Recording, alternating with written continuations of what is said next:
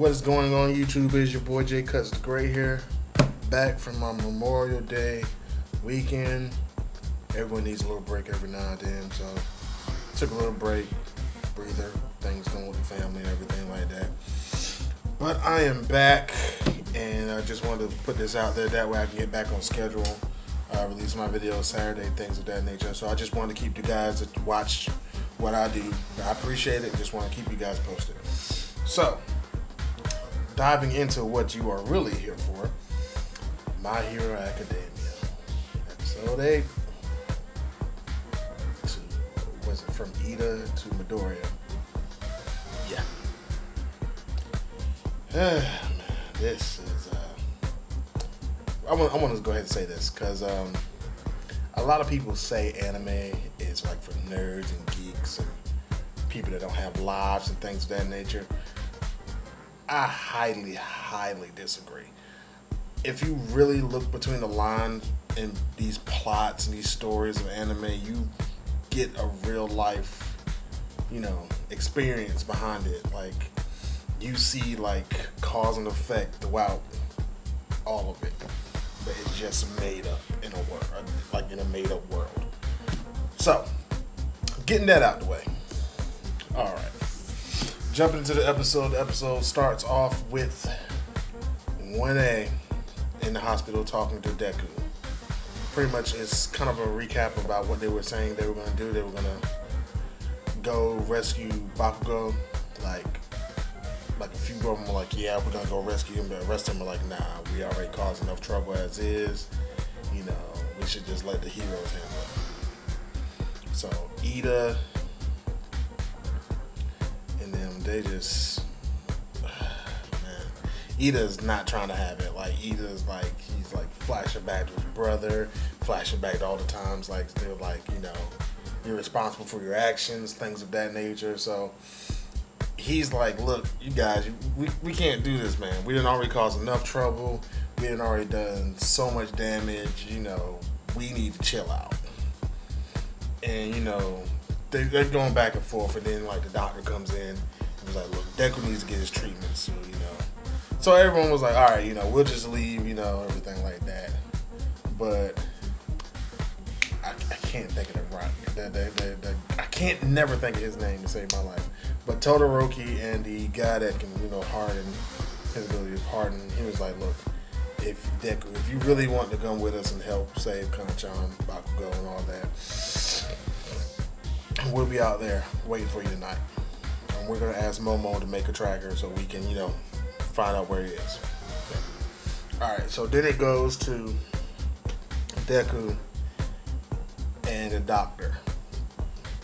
And pretty much the doctor told Deku, look, bruh,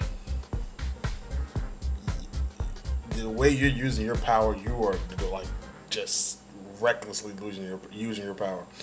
And like, Deku already knows that, and he's heard that so many times before, but the doctor was like, look, the way you're using your power, the way you used it before, is nothing compared to the way you use it now. You like pretty much you shattered almost every bone in your body, like every bone in your arms. So he pretty much straight up told him, he was like, look, if you do this with your arms like 2 or 3 more times, you will not be able to use your arms for the rest of your life. So, Deku kind of like,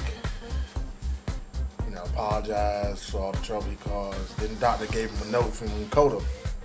And in the note it said Koda was apologizing for, punching Deku in the balls, saving his, thanked him for saving his life and stuff. And you can tell it kind of pepped up Midoriya, but at the same time, he was still affected by not saving Kanchan. Then from there, it kind of jumps over to, if I remember correctly, Endeavor. Yeah, Endeavor. And he received a phone call from the police, pretty much summons. And when I say it was a summons, it was a summons.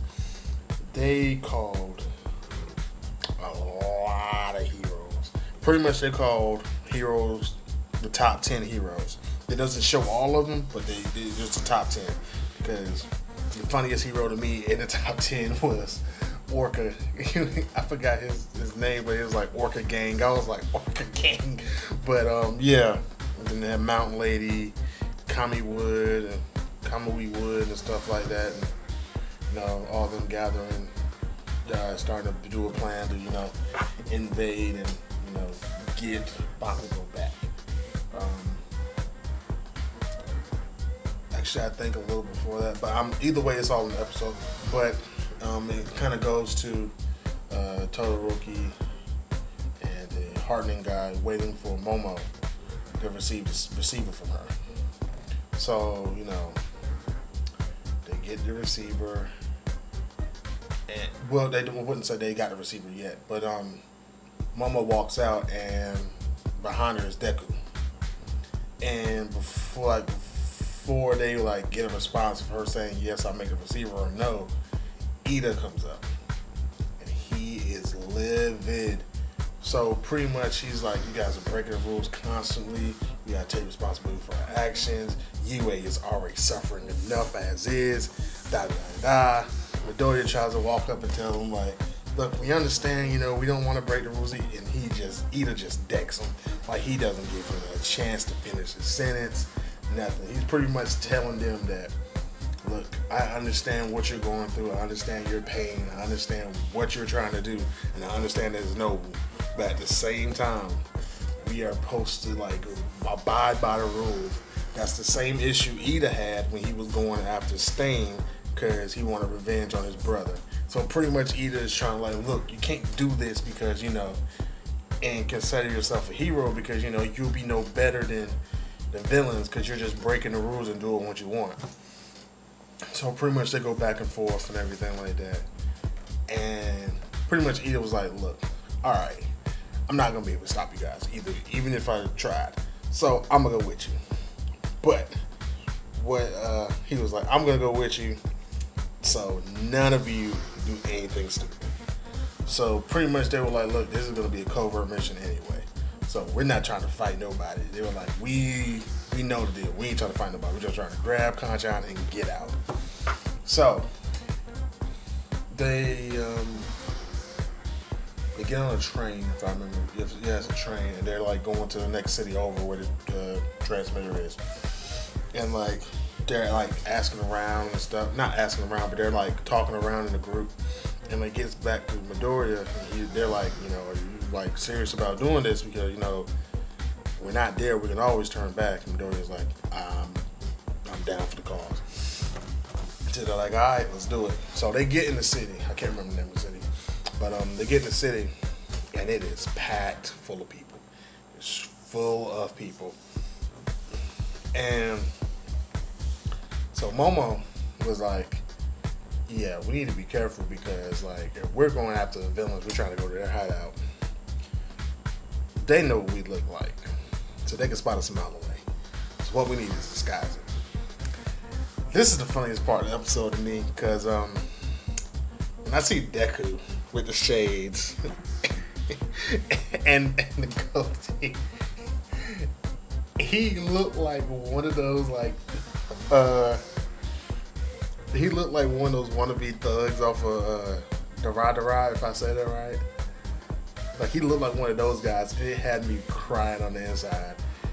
Lida was like slick back, little mustache, yelling about Momo's boobs. Momo looked like some, like, I don't want to say night walker, but she looked like she had a profession that was the oldest profession in the world. Todoroki, he looked completely different. He had blue, like, he put on a wig and stuff like that. And the main key of that whole part for me was Todoroki was like, Momo, why didn't you just make these clothes? We didn't have to waste any money. And she was like, but we would have been breaking the rules. And in my mind, I'm like, you're already breaking the rules by being out there. Just make the damn clothes. But then it kind of cuts to a serious note because they kind of run into a crowd and they're all watching this big screen in the middle of the city. And it's the president of UA, Mr. Aizawa, and Vlad King. They're doing a press conference and they're like apologizing for like everything that the students are going through, you know, constant attacks and everything like that. And I guess this finally dawns on them, like, you know, UA has no choice but to take the blame for all of this. Like, they can try to shift blame because, you know, really it's not their fault. But they have no choice but to take blame for it. And that's why I said what I said earlier in the video. It's kind of like, if you read between the lines of stuff, you know, it's really a deep moral or plot behind everything. So yeah, it kind of like ends with them like the crowd like booing UA and stuff like that and everything like that. I'm like, it just reminds me of a lot of stuff going on in the real world right now. But yeah, so that was the episode. I know a bit rusty at this. It's been a couple of days, kind of got lazy, sluggish a little bit, not gonna lie. But I appreciate your time. I want to thank you guys for watching. Like, subscribe, YouTube page, J Cuts the Great. I'm gonna start streaming video games soon, so don't know which one. I'll probably start with Vampire. Come out next week. I'll probably start with that, but ain't no telling. I'll probably do the hardest difficulty God of War 2, so ain't no telling what I'll do. If you do have any suggestions or anything like that, leave a comment, shoot me a message. Trust me, I respond. I have no problems answering or talking to people. But anyway, that's the end of the video. Stay true, stay savage.